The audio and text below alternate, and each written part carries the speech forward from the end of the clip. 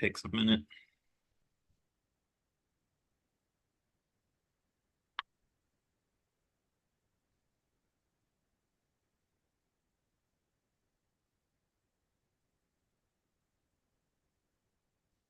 All right. I'm going to assume we're live on YouTube. YouTube, give us the info in the chat. Let me check on YouTube here. For it to pop up. I always like to just make sure Yeah. you don't have to do it again. I think the only time we've had to fully re-record was Jackson and I got halfway through and my computer just crashed the whole program. Everything that we recorded disappeared.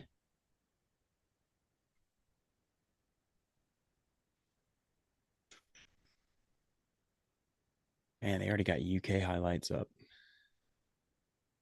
Auburn Jump a podcast. I'm not seeing us live from my account. All right, I am. All right. Yeah, there we are. All right. Live and Ready. alive, baby. Get this. All right. Here we go. Podcast recording starting in three, two. All right, everybody. Auburn returns to Neville, the friendly confines, bounces back with a 27-point victory, 81-54 over the lowly Vanderbilt Commodores, covered the spread by almost 10, had the walk-ons in, played all our team, played all our everybody on the roster pretty much. Wasn't always the prettiest sight. We're not going to go super long on the game tonight, but always good to get in the win column, stay within controlling our own destiny in the conference race, go to 6-2 in the league, get another win. You can't take these for granted, as Kentucky learned tonight, which we'll talk about later. So, Ben, back in the win column, you get to make an MVP graphic. How we feeling? Not just back in the win column, man. We hit some 3-pointers tonight. Yes, Ooh, it feels good. yes. And Some not just that we hit some 3-pointers tonight, we had some guys contribute that we've been begging to step back up, to get involved in the offense, particularly early on. I think the first couple of minutes of this basketball game, we had a different starting lineup tonight. Once again, yeah. Trey Donaldson started at the point, and then it was some familiar faces. Denver at the 2, Chris Moore at the 3, Jalen Williams playing power forward, and Janai Broom at the 5. That group seems to have really figured some stuff out. And, we had some hopes early in this run that we were going to be a 10 deep team. But I think at the very least now, I think we know we've got 5 guys that are SEC caliber players. How do you feel about that? I think we have more than that, and I think there. Bold statements. I think we have more than that. But it was good. All the things we've talked about this year. We're at this point we're 20 games in. Is that right? Are we 16-4? Are we Yeah. 17-4? We've watched this team play a lot. 21 assists. The turnovers were high, but 21 assists on 28 made shots. 4 different guys in double figures. Balanced scoring, 38% from three. Like that's more of the number we want to see. A lot of the thing, and honestly, just great half court, solid defense against a team that you should go out and take care of business of. We really did a good job of keeping the ball in front of us on defense, not giving up anything silly, and just making Vanderbilt earn everything they got. And that was enough to just kind of smother them. So credit the guys for getting back in the win column, getting back home and taking. I just thought it was like a workmanlike effort, but the effort was good. Some of the vibes were better. You still wonder though.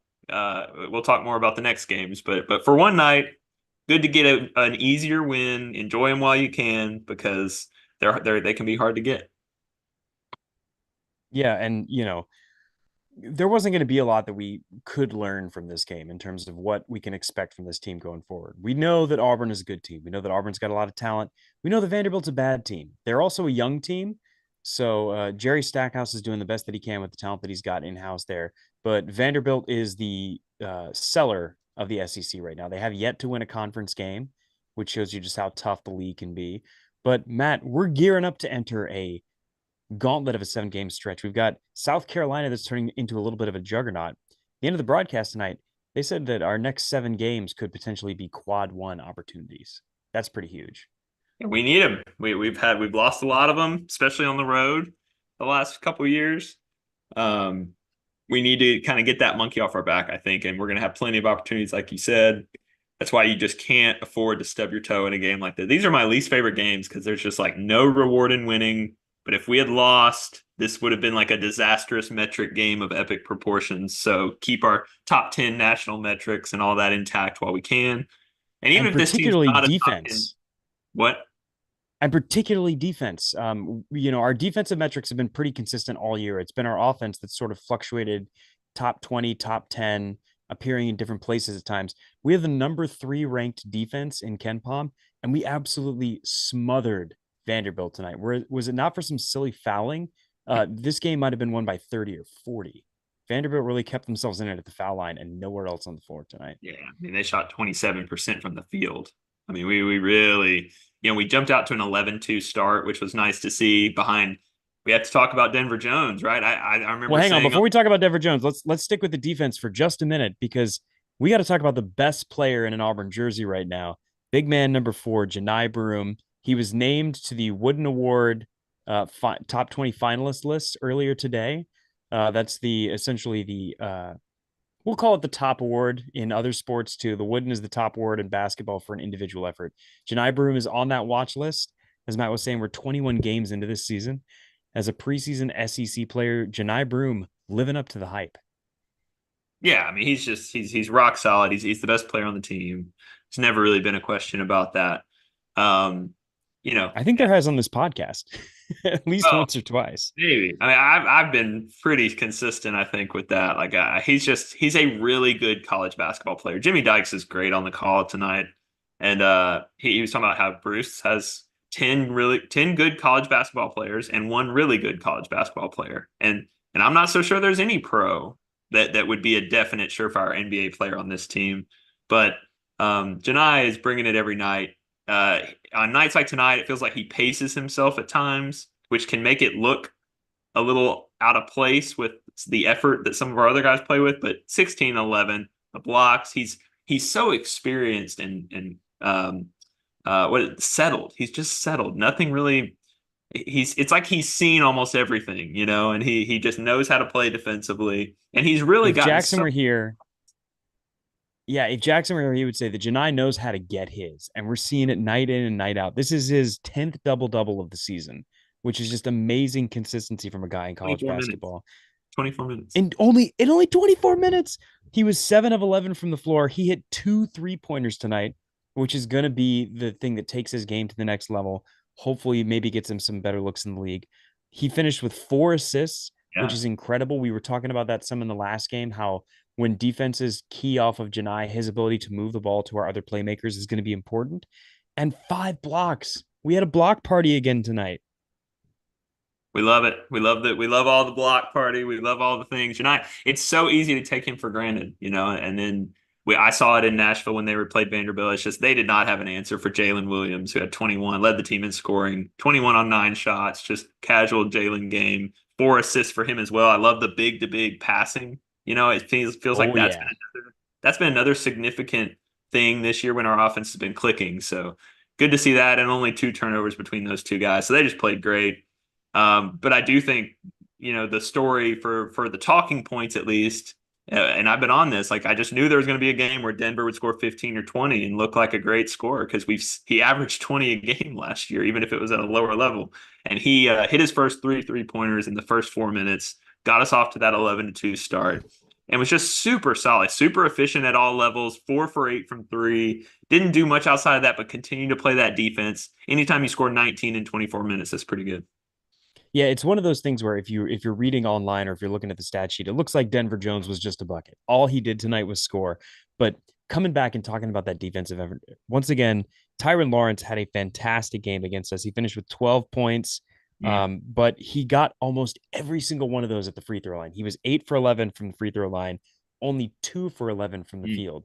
And the mhm. majority of the time, he was being guarded by either Katie Johnson or Denver Jones. So the question of whether or not Denver Jones can defend against some of the elite players in this league, we're starting to see that, especially at home, in the right environment, Denver Jones has that ability.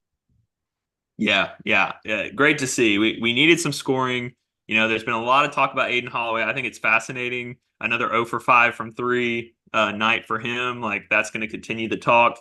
Denver was also didn't start in the last game, but he did tonight. And I read something earlier today that hey, Trey might, I wonder if Bruce would make the move to Trey Donaldson to start. And he did for one game. I mean, it's something to track moving forward. Um, but whether it's Denver, whether it's Aiden, we need more of that consistent guard play, especially hitting those open threes or hitting tough threes. They don't have to be open. Like sometimes you got to create your shot, and he did both tonight. Yeah. And Trey Donaldson in that starting rotation finished with 5 assists. I believe that's a season high for him. He did have 4 turnovers, but 3 of those were very strange backcourt violations. I don't know if that had to do with just how much Vanderbilt was pressing up in their half court sets Wild. versus just some weird calls by the Good officiating. rebound. There was at least one where I don't think he stepped across that backcourt line and they called him for it anyway. At least it didn't look like that on the broadcast replay. Great example of his play this year. Like it's not always in the scoring column. It's not always like flashy, but 7 rebounds and 5 assists from your point guard is just a pretty thing. And I just think the offense right now is just flowing a little better with him. And maybe it's just year 2 in the system and feeling a little more comfortable. It's going to be again, the story is going to be who finishes. Aiden's been finishing most of these close games, and that'll be the next test, right? If it's Saturday against Ole Miss, like if it's close down the stretch, are you going with Trey or are you going with Aiden? That's something to track. But Denver, I think Denver is really solidifying. Like there's going to be nights where KD's just a really good matchup or we need his, you know, Hamburglar tendencies. But it feels like tonight the story, we know Jalen and Janai are just a formidable backcourt, especially against lesser competition. But Denver Jones really, and give credit to Chad Baker Mazara as well with 11, 5, and 4 in 20 minutes. Like He pretty was going to be my productive. next name to say for sure. Yeah. Yeah, good to see him kind of bounce back. I mentioned in the last pod that um, he's had like 5 really low scoring match in SEC play, but it was good to see him bounce back. And we have to mention the possession in the first half where Janai hits one of those 3 pointers. Chad Baker Mazar goes flying across the court because somebody touched him, which is becoming an every game No. tradition. Hang on. He took an elbow to the gut. It was a little more than a touch. I think I'm just Chad saying, Baker Mazara is talking some trash in Spanish. He's probably getting away with it, and he's got guys that are trying to check him. And it's a little gamesmanship, but I don't hate it, especially when he hits the free throws. I love it. I just think we can acknowledge that because he's so tiny, it looks way worse every time something happens to him, and he does keep finding himself in these positions. So he gets fouled. It turns into a tech, like you said. He makes both free throws, and then Janai gets the ball because we get the ball off of that. It's a 7 point possession. It went from a 7 point Auburn lead to a 14 point Auburn lead in one possession, and that was just kind of a rare. You don't see that very often. And that was definitely the moment where I think we finally separated from Vanderbilt a little bit. Up until that point, it looked like if they hit a couple of 3 pointers, we might wind up in a situation where late in this game, we're in a spot we don't want to be in. That put us up, I believe, by 10 at the half, 37-27, and just allowed us to continue stretching the lead and keeping them at arm's length, which is where you want to be in games like this. Mm-hmm. We led the whole way, never in doubt. A couple team stats for you. I mentioned we shot 38% from three, 44% from the field. Losing the turnover battle, I thought we were a little sloppy at times. Still only 13. I mean, like again, the nights where we're so frustrated with turnovers are like 10, 9, 11, 13. Much different if you've followed past teams. So they're still doing a good job there. Great stat. Like, when you lose a couple games, everybody starts searching for answers. Auburn had lost the rebounding battle in 5 of their 7 SEC games so far. Bounced back in a nice way tonight, winning both the defensive and the offensive glass, and won by total 11 rebounds.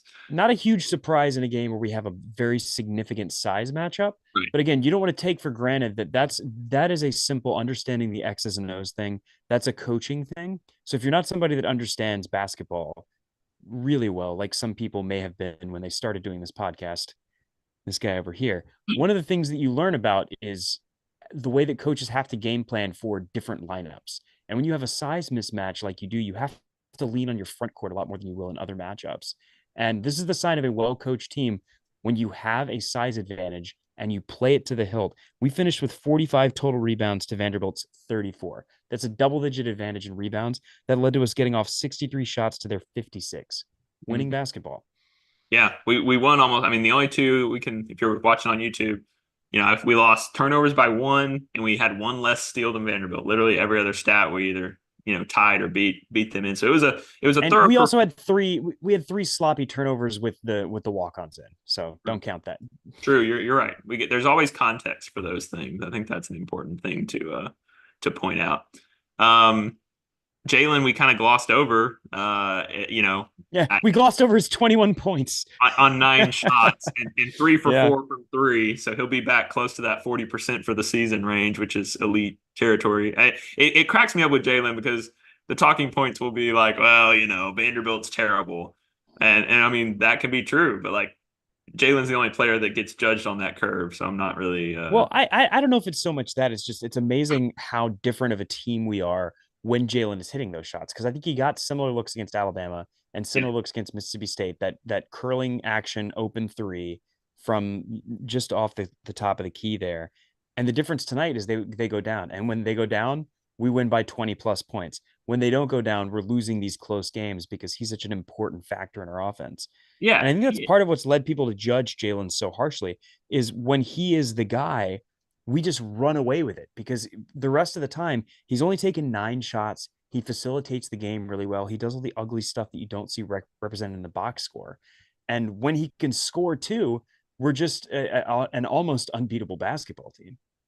well, yeah. And I mean, I would argue everybody needs to hit their open shots for this offense. Yes. More of a higher percentage of their open shots. So I mean, whether it's Denver, whether it's Aiden, whether it's CBM, Jalen obviously missed quite a few the last couple games. So like, Jalen's the fifth year senior. I get it. Like we need him to kind of keep emerging. And I do think you're right in a sense that I think Ryan said this maybe in the preseason pod, like, maybe in a similar way that like last year's team seemed to go with Wendell Green Jr. and like how he played kind of seemed to correlate with the team's performance. Maybe Jalen's that guy this year. Maybe. And I also think that what Jalen really benefits from is having at least one good shooter outside. We talked about Denver Jones already. He started the night 3 for 3 from deep, and that just opens up every other aspect of our game. It prevents people from doubling Janai, and it also allows Jalen to crash in from the wing because people are going to follow him all the way out to that end spot, and that allows him to attack the lane a little bit more aggressively. It all just starts with hitting shots outside. And we were lucky to do that early tonight, in part because we were at home. But that's one of the things you want to see. You want to see yourself hold serve at home and get ready for a massive matchup with the first place team in the SEC in a couple of weeks or in a couple of days, really. Yeah, in a week. Yeah, yeah. Um, yeah. Anything else on this game or any players that we? There, we got some quality minutes from Cheney tonight. Not quite as good as we got against Mississippi State from him, but I think we saw him get into the rotation a little bit earlier than normal. I think that's going to be something to track as he's continuing to get up to speed with SEC play. The more minutes we can buy Jalen of rest in that first half, the more we're going to be able to lean on him down the stretch. And in Mhm. games that are closer, that's going to be huge. And once again, I'm finding myself not knowing what to do with Chris Moore. He's such a great defensive presence. He's such a big body. He's an old, experienced player.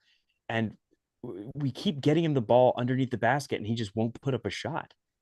Are we ever going to see Chris Moore score more than 5 points in a game? Well, I would doubt it this year. The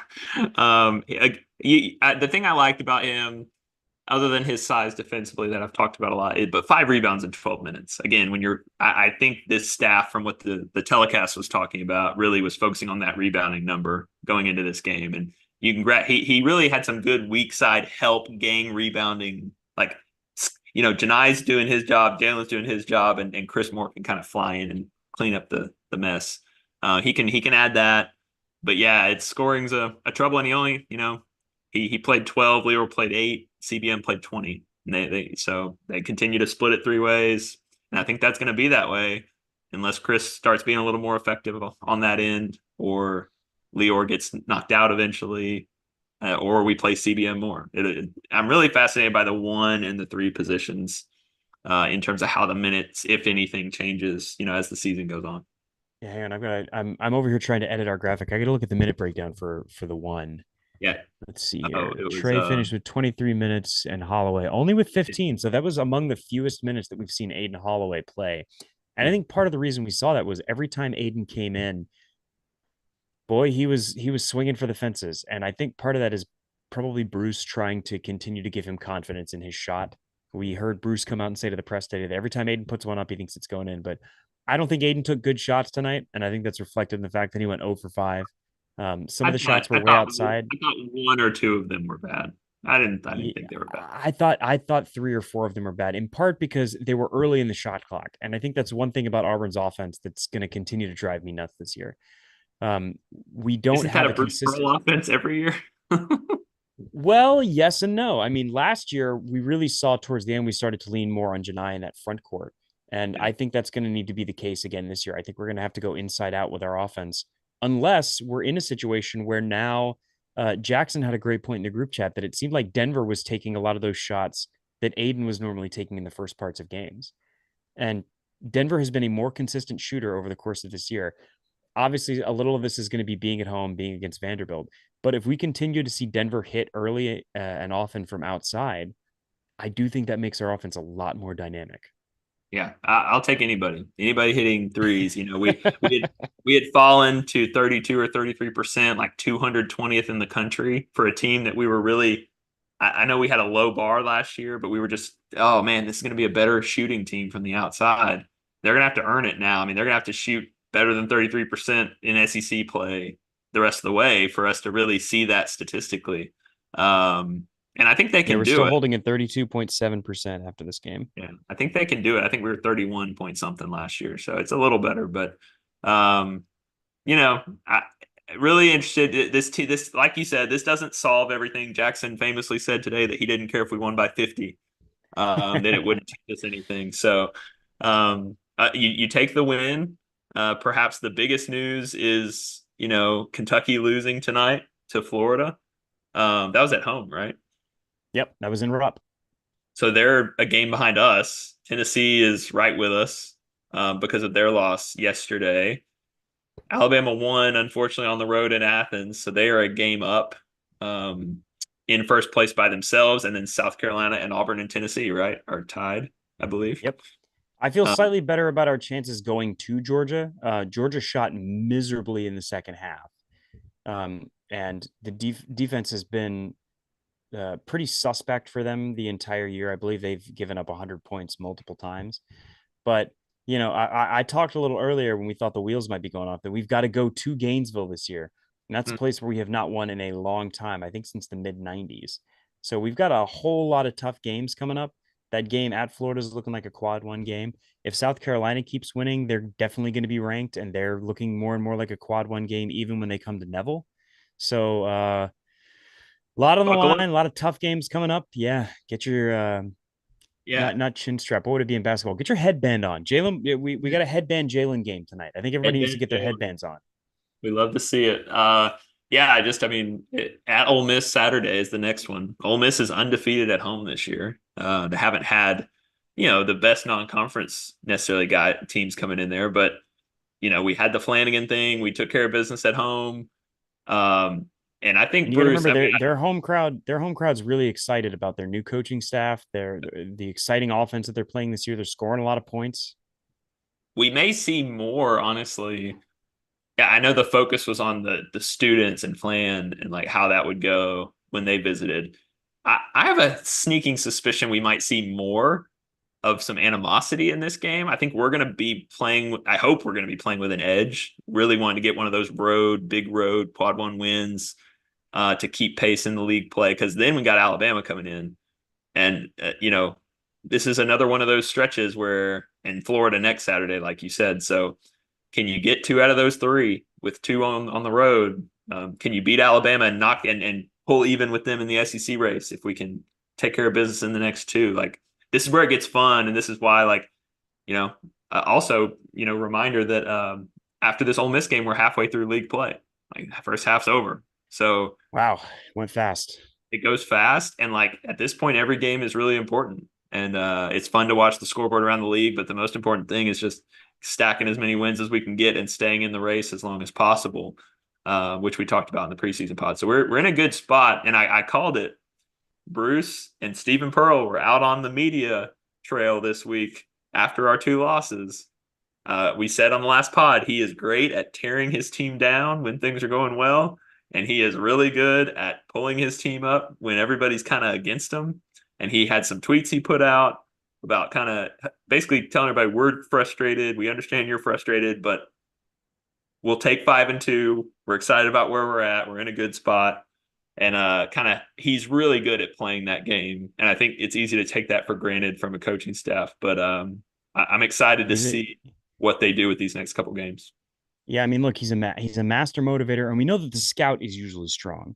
And I don't know Mm, if it's been a little bit of our execution of these game plans, or if, as Ryan had pointed out in our group chat, who we hope we get back on the pod soon, Ryan Storm and Norman, shout out, Father of the Year out there, bringing his child on the pod for their first podcasting experience. Ryan Norman thinks that there's some film out on us now. So some teams are starting to recognize our tendencies, starting to recognize our weaknesses. That makes it a little bit more of a challenge, particularly for these young guys like Aiden Holloway, who's still trying to mhm. figure out, his role on this team as well as how his game is going to translate to this league.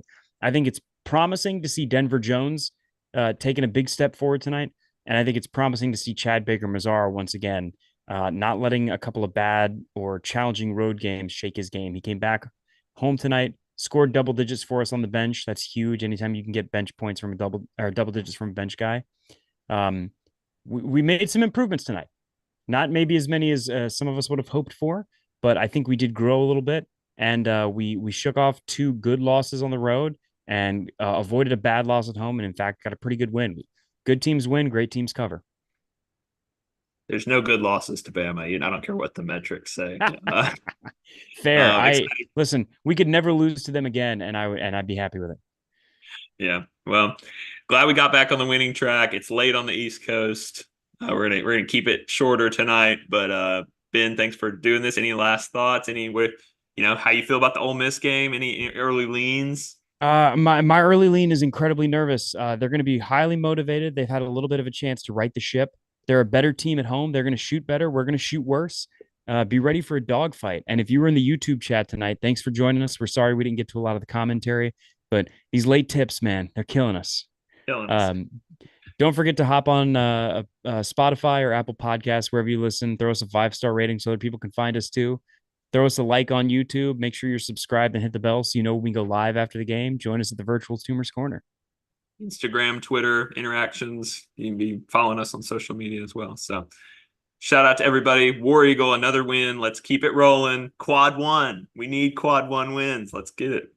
We got 3 coming up, Matt. We're gonna go 3-0 starting right now. Let's go 1-0. Let's get the next one and then go from there. But One War and zero Eagle. mentality. I like it. War Eagle, Matt.